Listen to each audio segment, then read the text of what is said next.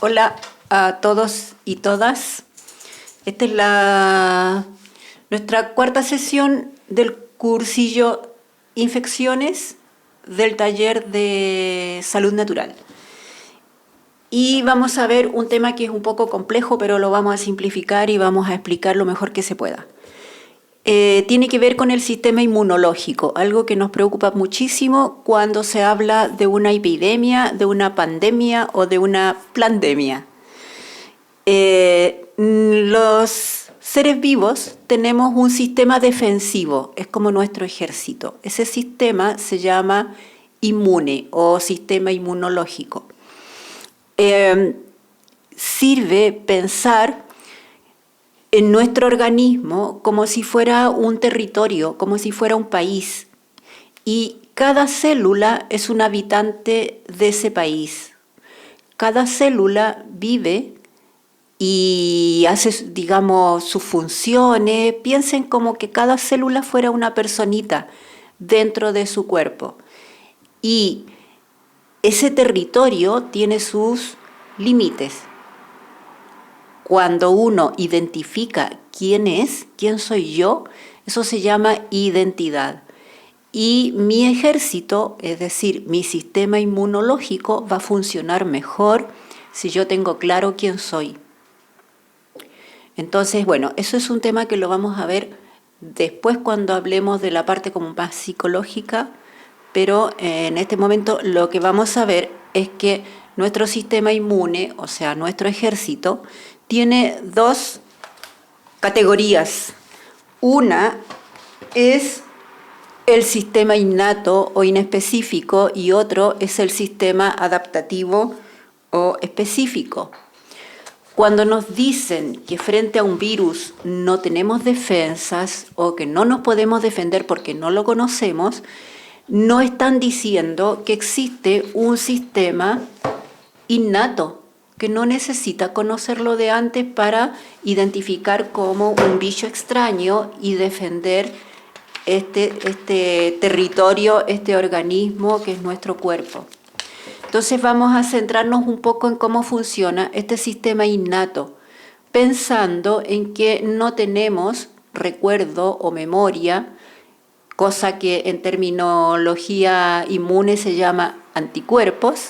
No tenemos anticuerpos, teóricamente, contra el coronavirus, y entonces el sistema inmune que está funcionando es el innato.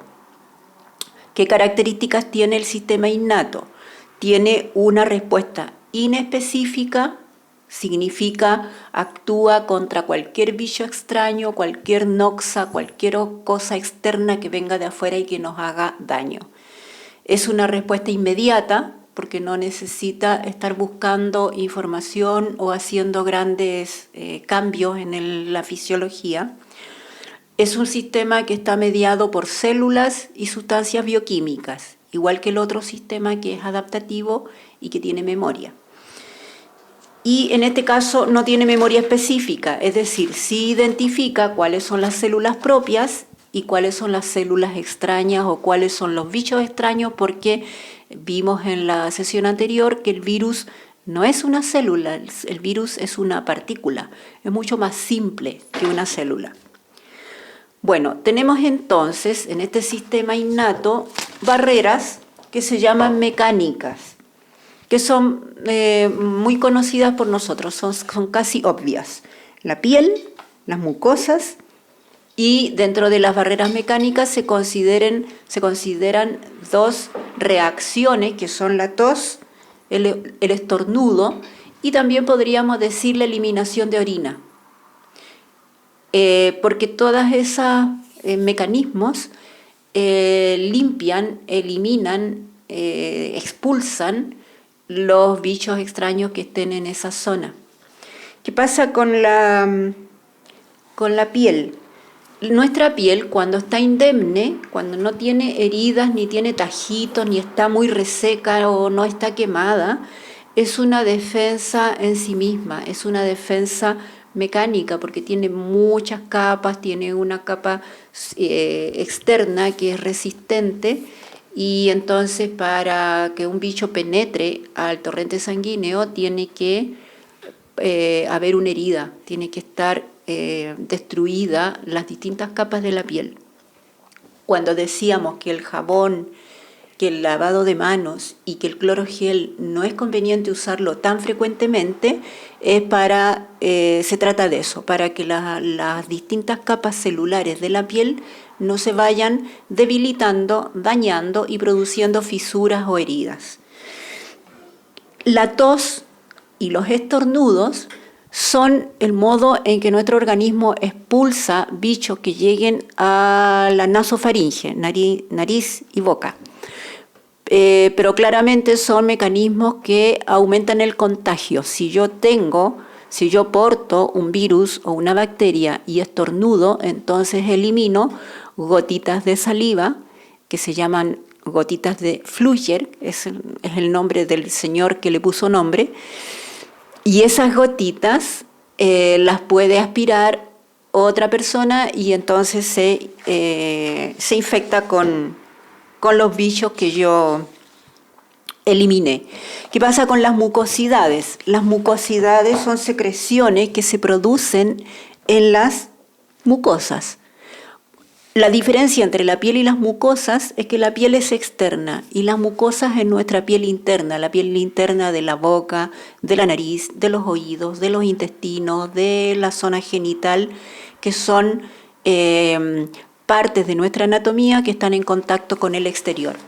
Entonces las mucosas son como una piel, también son barreras que nos defienden, pero tienen otra característica que son más esponjosas y se mantienen habitualmente húmedas y producen mucosidades que lo que hacen es atrapar, es como enganchar las sustancias extrañas y sujetarlas hasta que llegan otras células que se las comen. Bueno, tenemos barreras químicas. Los nombres son un poco raros, pero en general todas las sustancias con una función específica en general son proteínas. Y las proteínas están formadas por los mismos átomos que veíamos el otro día. Hidrógeno, oxígeno, carbono, nitrógeno, a veces azufre y muy pocas otras variaciones. Pero esos átomos forman pequeñas moléculas que son los aminoácidos, y los aminoácidos son distintos unos de otros. Ya no recuerdo la cantidad exacta porque han ido variando de acuerdo a lo que van investigando, pero pongamos que son como 25 aminoácidos. Y esos 25 se combinan de muchas maneras, de millones de maneras, y producen entonces proteínas. Las proteínas son específicas de cada ser vivo. Mis proteínas no son iguales que las de la otra persona. Por lo tanto, si inyectan una proteína mía a la otra persona, le van a producir una reacción de antígeno-anticuerpo. Cuando las proteínas tienen funciones determinadas, les van poniendo nombres, como la defensina beta, las lisocimas, las fosfolipasa. La lisocima es una enzima, en el fondo una proteína, que deshace la membrana celular. Y las fosfolipasas actúan sobre los fosfolípidos, que son los que forman la envoltura grasosa que tienen las células y que tienen los virus. También tenemos el pH ácido, que se encuentra en algunas mucosas o en el ácido gástrico, y tenemos peptidasas que destruyen proteínas. Entonces tenemos una cantidad de sustancias diferentes, todas formadas por proteínas, que lo que hacen es destruir las membranas celulares o las proteínas del bicho o el ADN del bicho, o impide que se reproduzca, impide que su ADN se aglutine y forme un bicho nuevo, impide que se formen proteínas que les sirvan para que forme de nuevo su cápside o su membrana y que pueda funcionar. Esos son mecanismos que están funcionando. Bueno, otras barreras que tenemos, ya nombramos las barreras mecánicas, las barreras químicas y ahora veamos barreras biológicas. Esas son nuestra flora comensal, que ya lo hemos comentado, son bacterias que conviven con nosotros, son nuestras amigas y compiten con los bichos patógenos, compiten por espacio, por nutrientes, por el pH, por el oxígeno, y entonces van haciendo que los organismos patógenos no puedan crecer e invadirnos. Bueno, ¿cómo funcionan estas barreras? Esta parte ya es un poquito más compleja. Tenemos respuesta frente a un bicho extraño y la primera respuesta inespecífica es la fiebre. Se considera que estamos con fiebre cuando tenemos una temperatura axilar sobre 37,5 grados Celsius.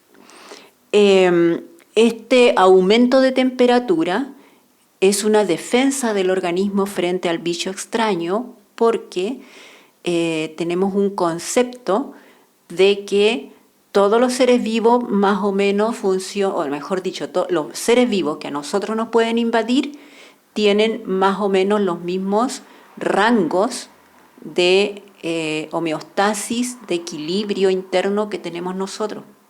Y nuestra temperatura interna entonces es cómoda para este virus o para esta bacteria que nos quiere invadir. Entonces, al aumentar la fiebre, al aumentar la temperatura, el organismo hace que la temperatura sea incómoda. Y lo hace a través de unos monocitos, que son leucocitos, células blancas de la sangre, que se llaman pirógenos, monocitos pirógenos. Piros es fuego y genos es producir. Ellos producen aumento de la temperatura. ¿Cuándo actúan? No actúan solo frente a un virus, ni frente a una infección. Actúan, por ejemplo, frente al cáncer, algunos procesos cancerosos. De repente se puede producir fiebre por insolación o por alergias o por una enfermedad autoinmune o por un trastorno hormonal y también por una lesión en el hipotálamo. Y eso entonces nos hace pensar que cuando están haciendo esos screening con una pistola que te la apuntan a la frente y te dicen, usted está con fiebre, tiene coronavirus, eso es absolutamente improcedente, porque la persona puede tener fiebre solo porque ha venido corriendo 1 kilómetro o porque está con alguna alergia. ¿Ya? Eso no significa que tenga una infección y mucho menos que sea una infección por virus y mucho menos que sea exactamente por virus corona. Bueno, la segunda respuesta defensiva de este sistema innato y que es muy rápida es la inflamación.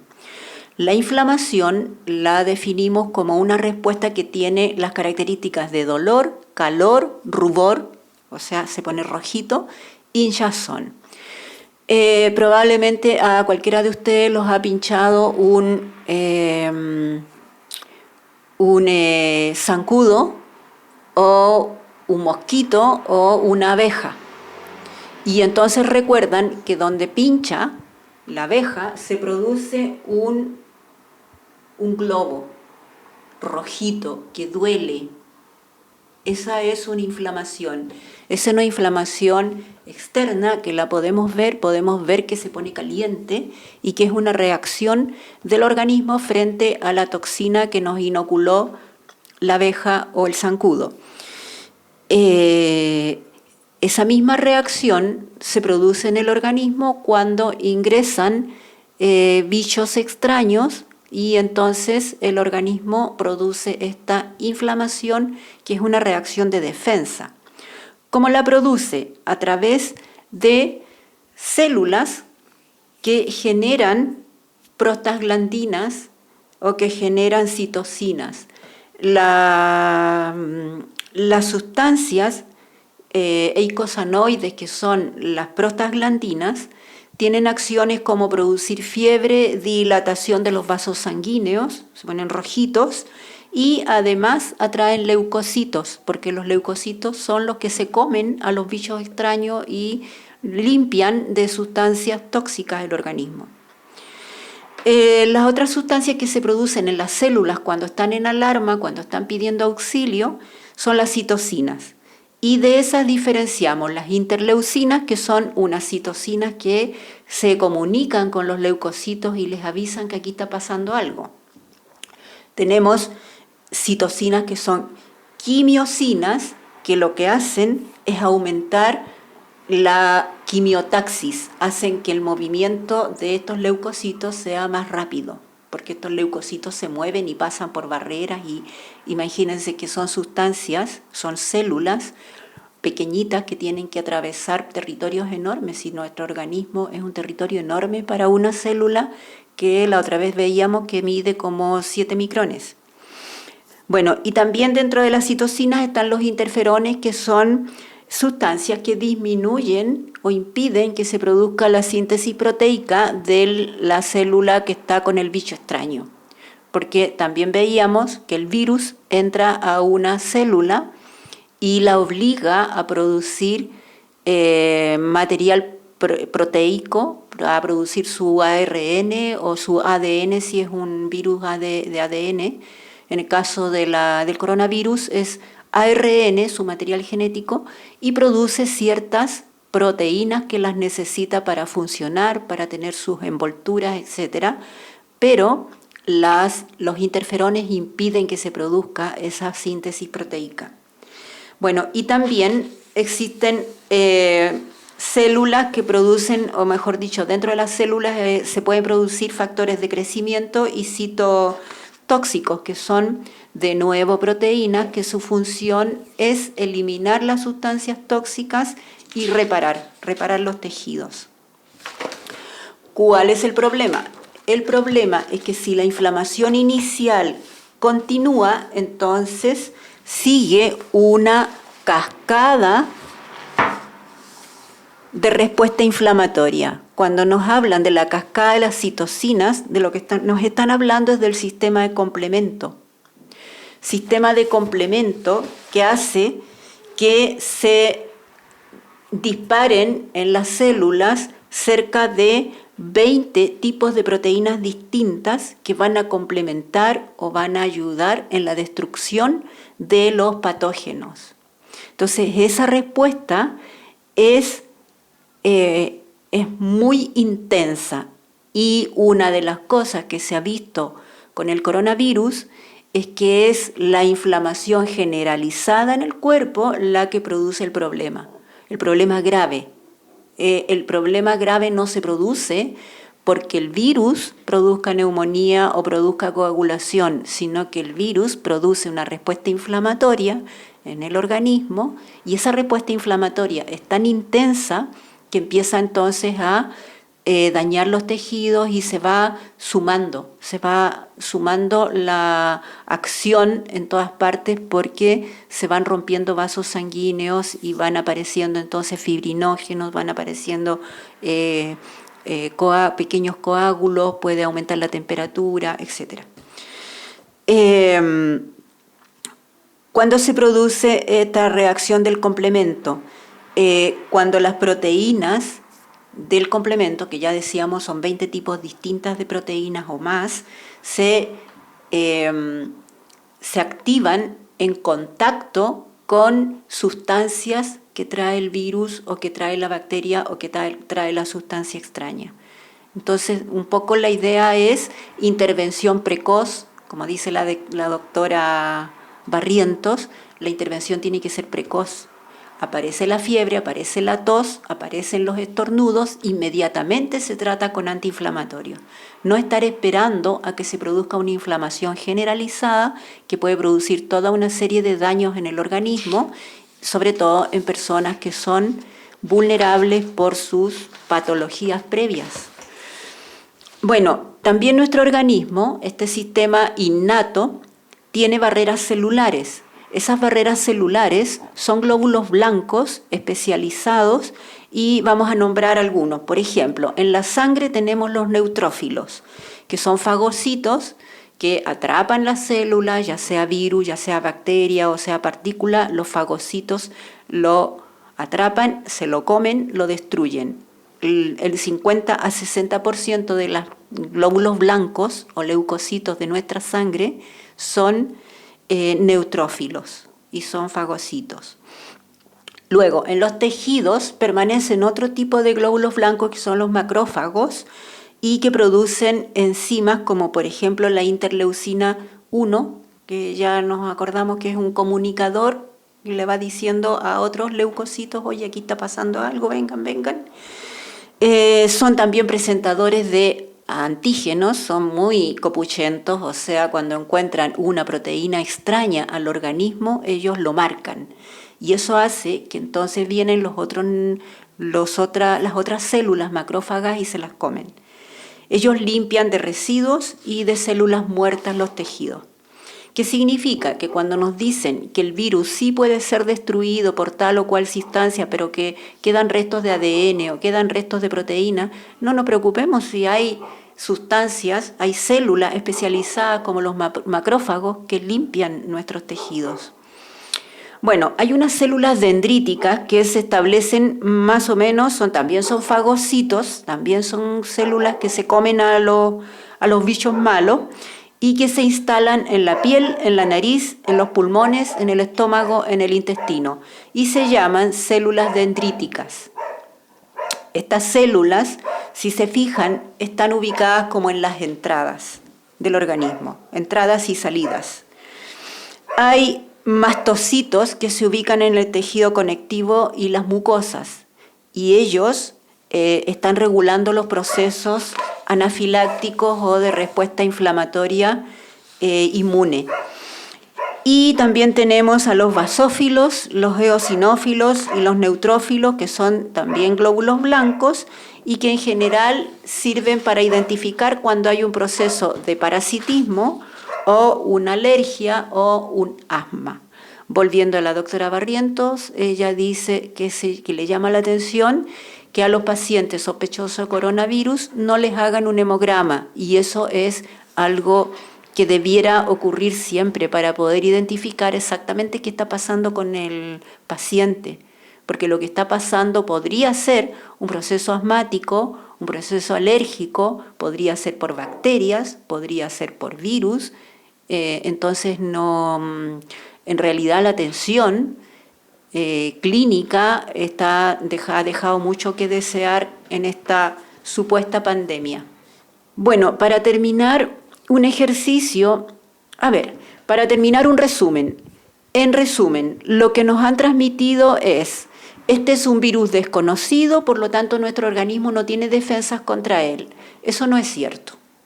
Este es un virus desconocido y todos los virus desconocidos que pululan por el mundo se van a enfrentar a nuestro sistema defensivo, que es extremadamente fuerte y tiene una respuesta potente.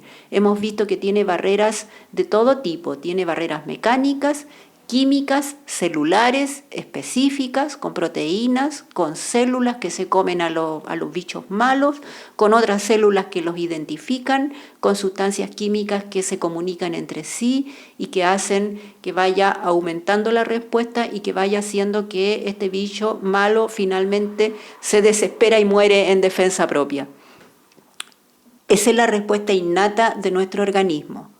Ahora, aparte de tener la información, les voy a contar un ejercicio que es para perder un poco el miedo, yo diría perderlo todo, ojalá no tuviéramos miedo, y fortalecer el sistema inmune. Desde la perspectiva de las medicinas tradicionales, se considera que el sistema inmune está en el chakra basal, el que está en el piso pelviano, entre los genitales y el ano. Ahí se encuentra el chakra basal. Y ese chakra nos conecta a la tierra y nos conecta con todos los demás hacia arriba. Pero además tiene mucha relación con el sistema inmune y con los riñones.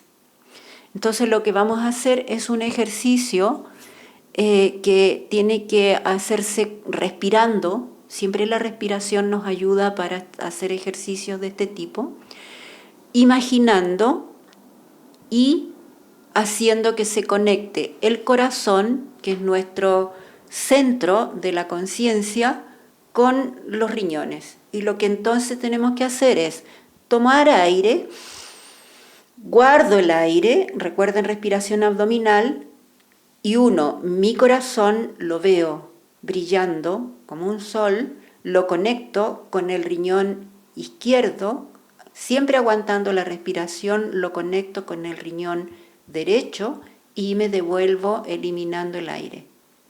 Tomo aire, veo mi corazón luminoso, de ahí sale un rayo de luz, aguanto el aire, llego al riñón izquierdo, sigo aguantando el aire y ese rayo de luz llega al riñón derecho y se devuelve eliminando el aire.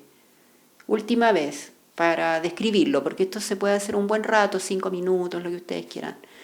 Tomo aire, veo mi corazón luminoso como un sol, de ahí sale un rayo de luz, ese rayo de luz lo llevo al riñón izquierdo, aguantando el aire, luego llevo el rayo de luz al riñón derecho, aguantando el aire, y elimino el aire volviendo al corazón.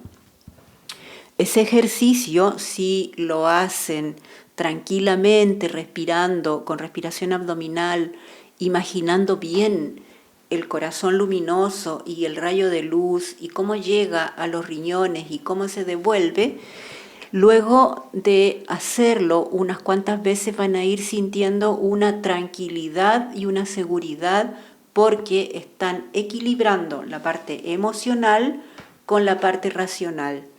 En los riñones se ubica el miedo, en el corazón se ubica la alegría. Están haciendo un equilibrio virtuoso que hace que su organismo entonces se vaya sintiendo seguro frente a las amenazas del ambiente. Bueno, con eso terminamos la sesión de hoy día y vamos a conversar la semana que viene de el otro sistema inmunológico. Va a ser como una clase extra